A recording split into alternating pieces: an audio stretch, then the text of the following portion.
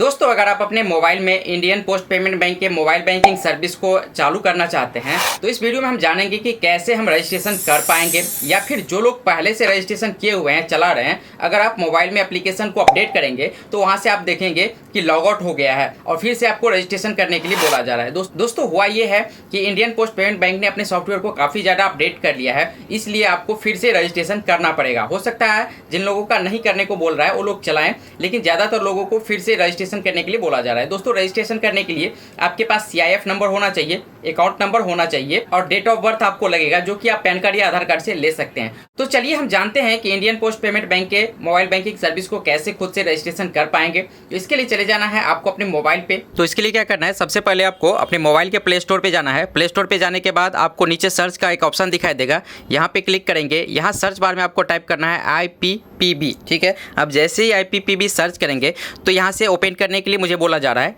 लेकिन आप देखेंगे तो आप में हो सकता है कि यहाँ पे अपडेट का ऑप्शन आ रहा होगा, और जैसे ही आप इसको अपडेट करते हैं तो अपडेट करने के बाद होता क्या है, आपका ये जो है एप्लीकेशन लॉगिन नहीं होता है, वहाँ पे आपको फिर से रजिस्ट्रेशन करने के लिए बोला जाता है। तो जैसे कि मैंने पहले ही आपको बता दिया है, रजिस्ट्रेशन के लिए आपको क्या क्या चाहिए। आप जिस समय अकाउंट ओपन करवाते हैं उस समय आपको इस टाइप से एक कार्ड मिलता है। तो ये जो कार्ड मिलता है, इस कार्ड पर आपको CIF नंबर लिखा हुआ मिल जाएगा, आपका अकाउंट नंबर, नेम और IFSC कोड यहाँ पर मिल जाता है। हालाँकि IFSC कोड की ज़रूरत नहीं है, लेकिन आपको CIF नंबर और अकाउंट नंबर की यहाँ पे ज़रूरत पड़ेगी। डेट ऑफ बर्थ की भी ज़रूरत पड़ती है, तो डेट ऑफ बर्थ आप अपने पैन कार्ड या आधार कार्ड से ले सकते हैं। तो यहाँ पे हमें क्या करना है, सबसे पहले इसको ओपन करना है। दोस्तों, इसको जैसे हम ओपन करेंगे तो यहाँ पे कुछ परमिशन आपसे मांगा जाएगा। तो इस परमिशन को आपको यहाँ से सबसे पहले तो अलाउ करना होगा। सारे परमिशन को अलाउ करने के बाद यहाँ पे एक लॉगिन का ऑप्शन मिल रहा है, तो सबसे पहले आपको लॉगिन पे क्लिक करना है, इसके बाद ही रजिस्ट्रेशन होगा। लॉगिन पे क्लिक करेंगे तो फिर से आपको एक बार यहाँ पे अलाउ मांगा जा रहा है, तो हमको क्या करना है, यहाँ से अलाउ कर देना है। आप जैसे ही अलाउ करेंगे तो पहला जो यहाँ पे काम है, आपको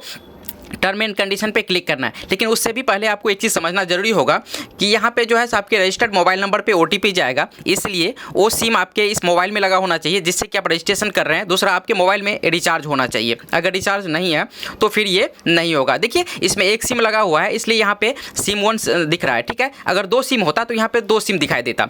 तो इसमें से आपको सेलेक्ट करना होता कि SIM 1 में आपका वो मोबाइल नंबर लगा हुआ है या SIM 2 में लगा हुआ है। यहाँ पे सारा जानकारी आप क्लियर हो गए हैं। अगर क्लियर हो गए हैं तो यहाँ पे टर्म एंड कंडीशन पे क्लिक कीजिए और इसके बाद स्टार्ट SMS वेरिफिकेशन पे आपको क्लिक करना है। इतना दोस्तों क्लिक करने के बाद यहाँ पे बोला जा रहा है मोबाइल डाटा ऑन करने के लिए। हो सकता है मेरे मोबाइल में डाटा ऑफ होगा, चलिए ऑफ नहीं है, लेकिन यहाँ से हम मोबाइल डाटा को ऑन कर देते हैं, ठीक है। तो यहाँ से अब क्या करना है, आपको स्टार्ट SMS वेरिफिकेशन पे क्लिक करना है। इतना करने के बाद यहाँ पे फिर से आपको अलाउ मांगा जा रहा है।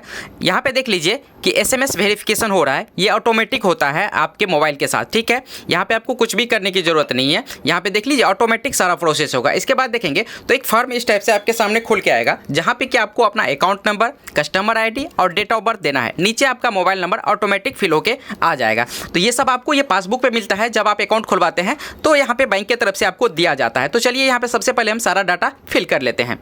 तो जैसा कि आप देख रहे हैं दोस्तों, यहाँ पे मैंने सारा डिटेल्स फिल कर दिया है, अकाउंट नंबर, कस्टमर ID और डेट ऑफ बर्थ। इतना करने के बाद नीचे आपको रजिस्टर्ड का एक ऑप्शन दिखाई देगा, आपको इस रजिस्टर्ड वाले बटन पे क्लिक करना है। इतना करने के बाद आपको बोला जा रहा है यहाँ पे MPIN सेट करने के लिए। दोस्तों, यहाँ पे एक चीज़ ध्यान देना होगा आपको, ये जो MPIN आप सेट कर रहे हैं, इससे पहले जो आप बनाए थे मोबाइल बैंकिंग IPPB का, तो वो जो आपने MPIN रखा था, आपको सेम MPIN नहीं डालना है, नहीं तो यहाँ से आपको रिजेक्ट कर देगा, ठीक है। तो कुछ नया बनाइए जो कि आपने अभी तक इसमें सेट नहीं किया है। तो चलिए सबसे पहले हम MPIN सेट कर लेते हैं और ध्यान रखेंगे जो आप ऊपर MPIN डालेंगे, री इंटर में आपको सेम वही पिन आपको नीचे भी डालना है।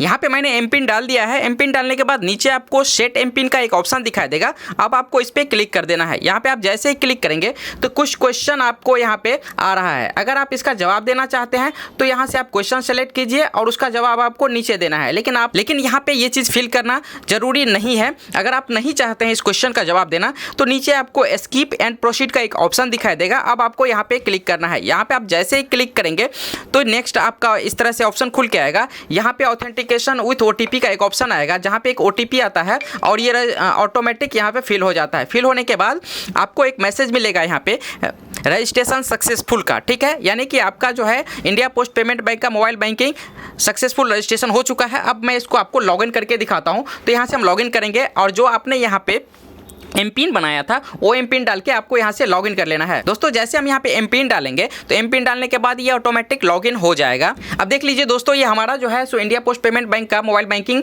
लॉगिन हो गया है। अगर आपको इसका बैलेंस चेक करना है तो बैलेंस चेक करने के लिए जो आई बटन बना हुआ है, यानी आँख का जो सिंबल बना हुआ है, इस पर क्लिक करेंगे। इस पर जैसे क्लिक करेंगे तो यहाँ पे आपको बैलेंस दिख जाता है। मिनी स्टेटमेंट देखने के लिए यहाँ पे आपको ऊपर में ही ऑप्शन मिल जाता है मिनी स्टेटमेंट का। इस पर क्लिक करेंगे तो आपने जितना भी ट्रांजेक्शन किया है, आपने किसी को पैसा भेजा है या किसी से पैसा लिया है, तो सारा डिटेल्स आपको यहाँ पे दिख जाता है। पासबुक यहाँ से मिल जाएगा आपको, यहाँ पे क्लिक करके आप पासबुक भी देख सकते हैं। ठीक है, नीचे आप देखेंगे तो ट्रांजैक्शन हिस्ट्री यहाँ आपको दिखता है। स्कैन करके किसी को पैसा भेज सकते हैं, बिल पेमेंट कर सकते हैं, क्रेडिट कार्ड का पेमेंट कर सकते हैं, इसके बाद रिचार्ज कर सकते हैं, यानी बहुत सारा सर्विस यहाँ पे आपको देखने को मिल जाता है। अगर आपको किसी के बैंक अकाउंट में पैसा भेजना है, अगर पोस्ट पे इंडियन पोस्ट पे पैसा भेजना है तो इस पर क्लिक कीजिए। अगर आप किसी दूसरे बैंक में पैसा भेजना चाहते हैं तो आप यहाँ पे क्लिक करके इसके बाद ऐड बेनिफिशियरी पे क्लिक करेंगे।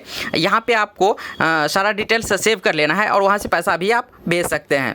दोस्तों अगर जानकारी आपको थोड़ी भी अच्छी लगी हो, वीडियो को लाइक करके चैनल को सब्सक्राइब कर दीजिए, या फिर अगर आप मुझे फेसबुक पे देख रहे हैं तो मुझे फॉलो भी कर सकते हैं।